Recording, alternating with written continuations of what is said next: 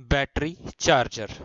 In today's session, we will discuss how the battery charger working takes place and how the SCR is used to charge the battery.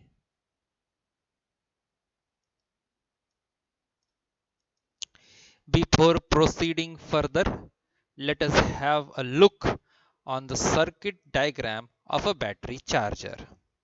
So this is a battery charger using SCR, using a silicon control rectifier. The circuit consists of a center tap transformer, single phase AC supply of 230 volts 50 Hz is applied to the primary winding of this center tap transformer. The output voltage at the secondary of this center tap transformer is 15 volts.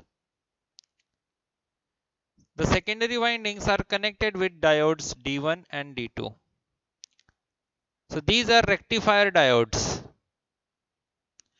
The output of these diodes is given to a battery charging unit. So diodes D1 and D2 are basically rectifier diodes. Then the rectified output is given to the charging unit. So this is the charging unit. The charging unit consists of SCR, diode D3, reference diode, Zener diode, diode DZ, and a switch, resistor R1, R2. And the output is given to the battery, 12 volt battery. So this is the circuit for charging a 12 volt battery. Now let us discuss the working of this battery charger in detail. The increase in the usage of portable appliances and communication equipment is responsible for a spurt in the demand of the low power battery charger systems. So what are the portable appliances? The portable appliances includes our mobile phones. The portable appliances includes laptops, or we can say emergency lights, or DC fans which works on DC voltages, etc.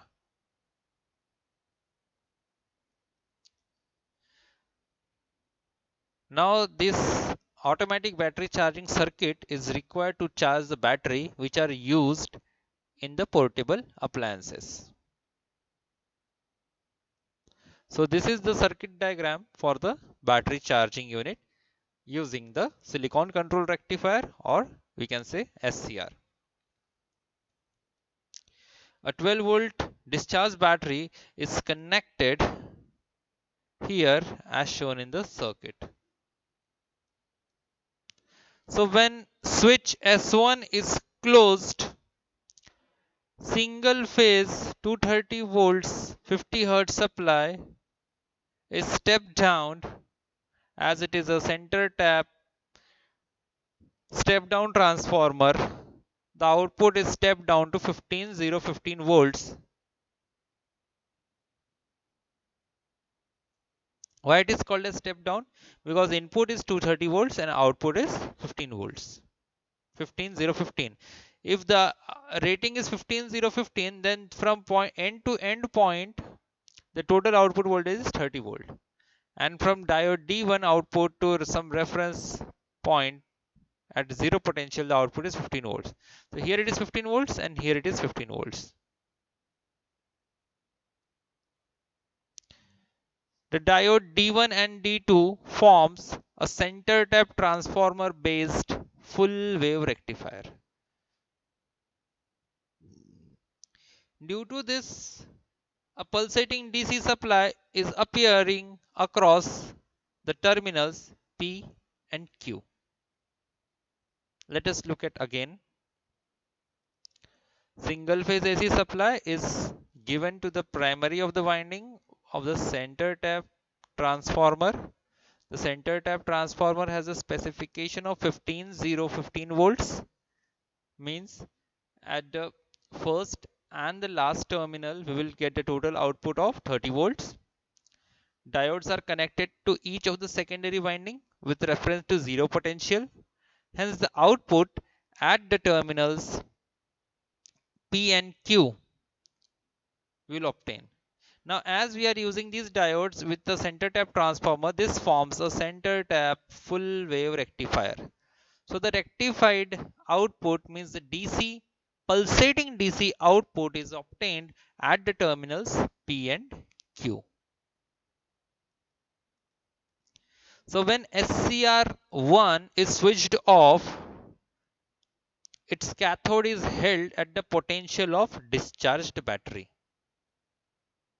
If it is switched off, its cathode voltage is held at the potential of discharge battery. Say the potential of discharge battery is 11 volt, then the potential across the voltage across SCR will be 11 volts. During each positive half cycle, when the potential at point O, this at point O, rises to a sufficient level so as to forward bias the diode D3 and the gate to cathode junction of SCR1, and at that time instant the gate pulse is provided to SCR and then it is turned on. So we know that at point P and Q we have the DC voltage. During the positive half cycle, the positive voltage is appeared across these terminals. Now we need to trigger the SCR so that it will conduct. So when it will conduct when the gate terminal is triggered. So gate terminal is triggered when the voltage at point O is sufficiently to forward bias the diode D3 and to forward bias the gate to cathode junction. Once the voltage is sufficient, the SCR will turn on. Means the voltage at point O must be sufficient to trigger the SCR. But prior to that triggering, the diode D3 must be forward biased. As the diode gets forward biased, the SCR will get triggered. And once it is triggered, it will turn on. Means this SCR will turn on. When SCR is turned on, the charging current through this point P, the charging current is now flowing through this battery. During each positive half cycle of the pulsating DC supply across the terminal P and Q, the SCR is triggered and charging current is passed till the end of the each half cycle. Due to the Zener diode DZ, the maximum voltage of point O is held at 12 volt because the rating of this Zener diode is 12 volt 1 watt. So the maximum voltage is held at 12 volt. Due to the charging process, the battery voltage rises and finally attains a full value of 12 volt. Thus, when the battery is fully charged, the cathode of SCR is held at, this cathode terminal is held at 12 volts. Therefore, the diode D3 and the gate cathode junction of SCR1 cannot be forward biased since the potential at point O can reach up to 12 volts. Hence, no gate current is supplied and SCR is not triggered. When the SCR is not triggered, the battery charging will not take place. In this way, after full charging, further charging is automatically stopped because this potential is held at this point O. The battery potential is held at point O. So let us summarize once again how this battery charger working takes place. So here the we are giving the input AC supply. This is primary winding. This is secondary winding.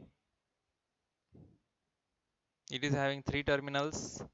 It is center tap transformer, and up till this point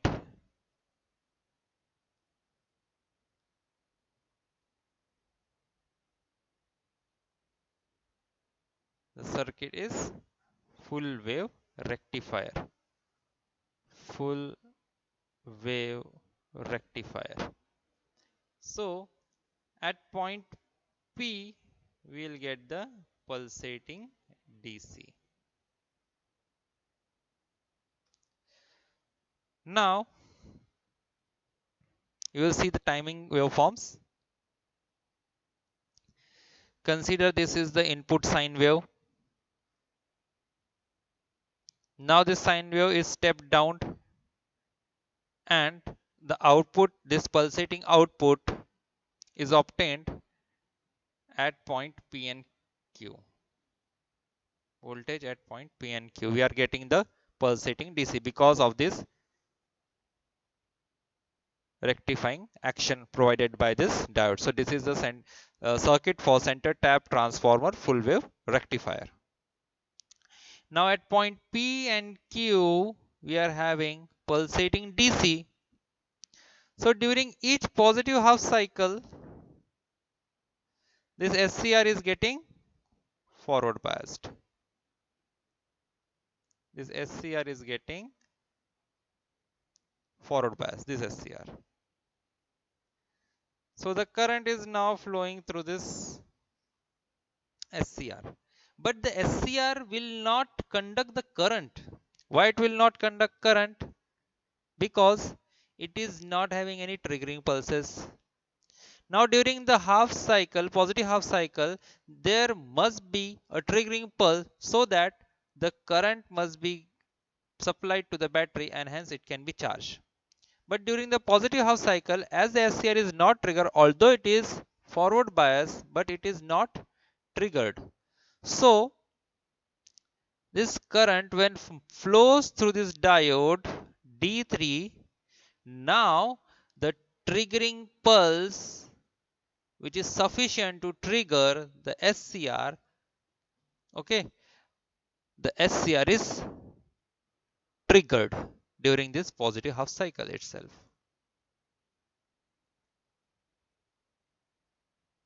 Means when the diode D3 is forward biased because of this current,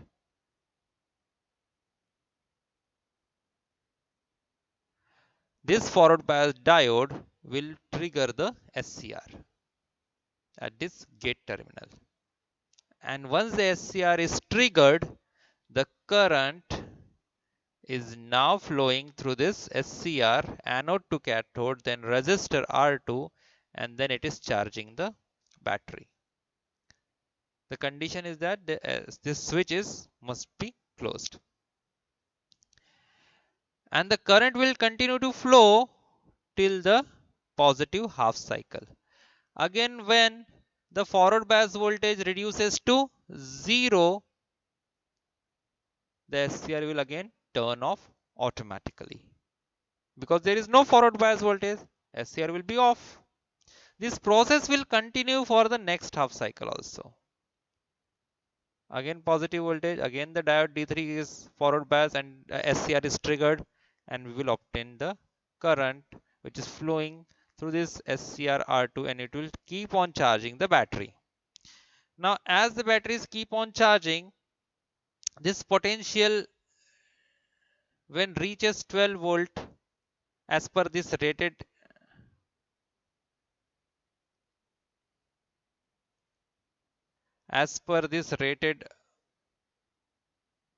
Zener diode voltage, this voltage will be equal to 12 volt. So as these voltages are equal, the SCR will automatically stop conducting, and hence no further charging of the battery will take place.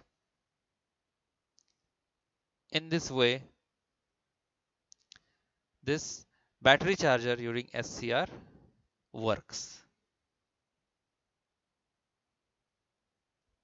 Once again, I would like to repeat that once the battery is fully charged up to 12 volts, once the battery is fully charged to 12 volts,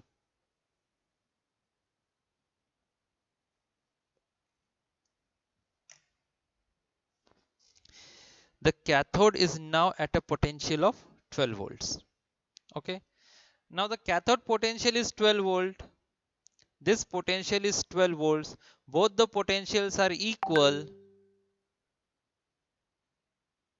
Now then where we are going to provide the gate pulses? Why this is 12 volt? Because this Zener diode is of 12 volt rating. This is of 12 volt rating. When both the voltages are of same amount, then where the current will flow? And for current to flow, there must be some potential difference. If the voltage at point O is 12 volt and here at cathode it is 12 volts, there is no potential difference. And if there is no potential difference, the current cannot flow and the SCR cannot be triggered. And hence, once the battery is fully charged, it stops further charging of the battery and automatically the SCR is disconnected. In this way, the battery charger works.